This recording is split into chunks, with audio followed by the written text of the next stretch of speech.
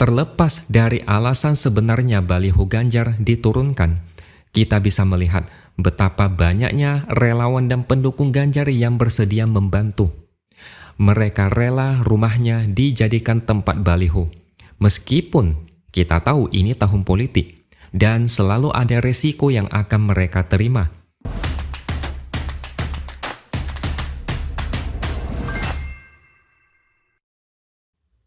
Halo, bertemu lagi dengan saya, X Hardy di Opini Seaword. Beberapa hari belakangan ini, banyak sekali informasi soal baliho-baliho Ganjar Mahfud di beberapa daerah diturunkan. Saya tidak akan banyak berspekulasi soal baliho ini. Tapi kalau saya lihat di media dan media sosial, para pendukung Ganjar sangat kecewa. Mereka merasa ini tidak fair. Misalnya ketika Jokowi melakukan kunjungan kerja ke Bali belum lama ini, terjadi pencopotan baliho Ganjar dan juga bendera partai. Sekjen PDIP kecewa dengan peristiwa itu. Dia menilai insiden itu mencederai keadilan dan kontraproduktif dengan kunjungan Presiden ke Sumatera Barat seminggu sebelumnya. Hasto mengatakan baliho bergambar Prabowo Gibran justru bertebaran di sepanjang jalan bersamaan dengan kedatangan Jokowi. Bahkan yang terbaru ini, relawan Ganjar menggeruduk kantor Satpol PP Yogyakarta karena protes dengan dicopotnya alat peraga bergambar Ganjar. Mereka penasaran karena situasinya sama ketika Pak Ganjar datang ke suatu kota, gambar-gambarnya dicopoti. Intinya, saya tidak mau terlalu dini menyimpulkan. Belum diketahui pasti siapa yang bertanggung jawab soal ini. Tapi yang pasti, di media dan media sosial, pendukung Ganjar sangat resah. Apakah ada unsur kesengajaan atau tidak? Saya juga tidak mau berkomentar dulu. Tapi ada satu fenomena yang sangat luar biasa, di mana para pendukung Ganjar seolah tidak hilang akal untuk mengatasi masalah baliho yang dicopot. Salah satu cara yang dipakai adalah mengerahkan truk Videotron. Saya melihat di satu video, di mana ada banyak truk Videotron yang bagian kiri, kanan, dan belakang truk adalah layar video yang menampilkan wajah Ganjar Mahfud. Truk ini beriringan di jalanan pusat kota Jakarta, di sekitar Bundaran HI pada malam hari. Ini baru pemanasan. Bahkan ada banyak warga mengikhlaskan rumahnya untuk dipasangi baliho Ganjar dengan komitmen tidak akan ada yang bisa mencopot sembarangan. Misalnya, salah satu warga dari Pemalang. Dia sedih melihat banyak baliho Ganjar yang dicopot. Dia rela rumahnya dijadikan tempat memasang baliho. Sejumlah warga siap rumahnya dipasangi baliho Ganjar. Mereka membuat tulisan di kain, kardus, dan kertas yang kemudian ditempel di pagar dan tembok untuk memberitahukan bahwa rumah mereka siap dipasangi baliho Ganjar. Ada satu gambar bertuliskan, "Silakan pasang baliho Ganjar di rumah saya. Biar bukan keluarga pejabat, tidak akan dicopot." Ada juga tulisan, "Silakan pasang baliho di tanah saya. Dijamin tidak akan ada yang berani mencopot."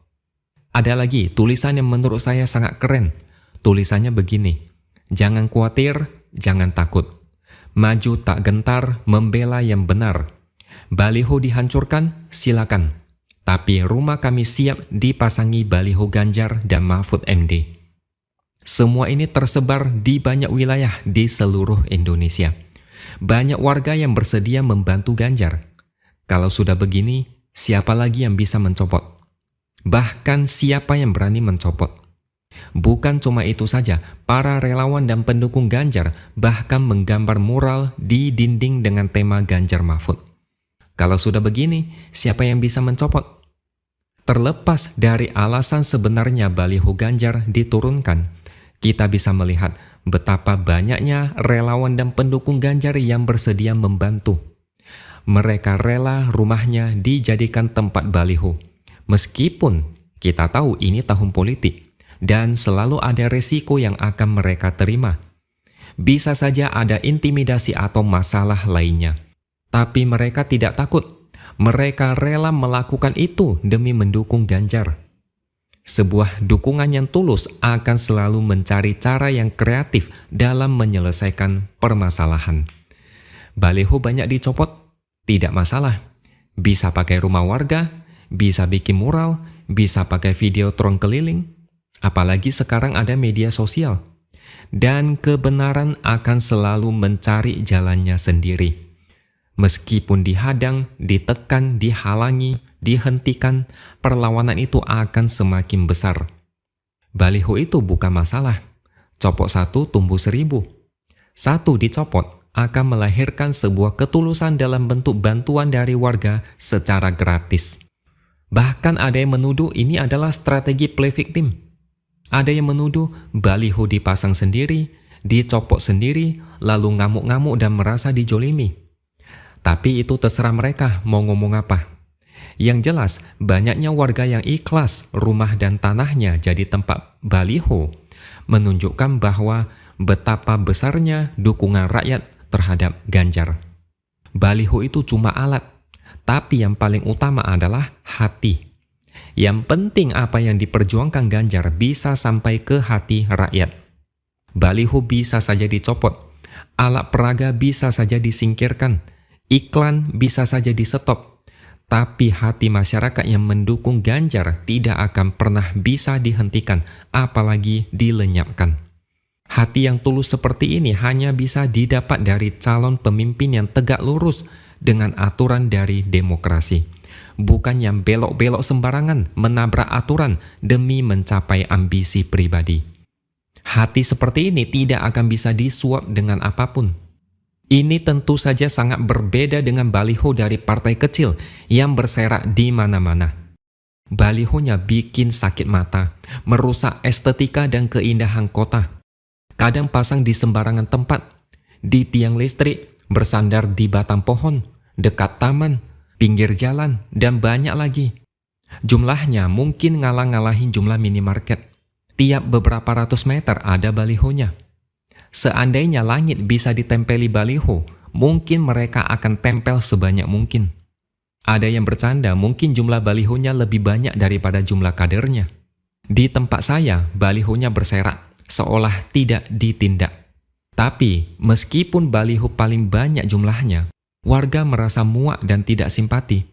Gimana enggak? Coba bayangkan, tiap berapa ratus meter ada balihonya. Mata yang melihat pasti lama-lama bosen, lalu berubah jadi muak dan kemudian mual. Ini ibarat kalian tiap hari, 3 kali sehari makan nasi goreng selama sebulan berturut-turut. Kalian pasti muak dan ujung-ujungnya jadi benci setengah mati. Dipaksa makan lagi, mungkin kalian akan muntah. Baliho memang hanya alat, tapi yang paling penting adalah rekam jejak dan prestasi. Jujur saja, dari semua capres-cawapres, siapa sih yang bisa bantah kalau Ganjar Mahfud yang paling komplit rekam jejaknya? Anies Caimin, Anies oke lah pernah jadi gubernur DKI. Tapi Caimin punya prestasi apa? Prabowo Gibran, pengalaman masih minim, apalagi ternoda oleh isu di Mahkamah Konstitusi. Oke, sampai di sini dulu opini dari saya. Subscribe channel ini supaya makin berkembang dan jangan lupa tuliskan komentar Anda. Terima kasih sudah menonton dan sampai jumpa lagi di lain kesempatan.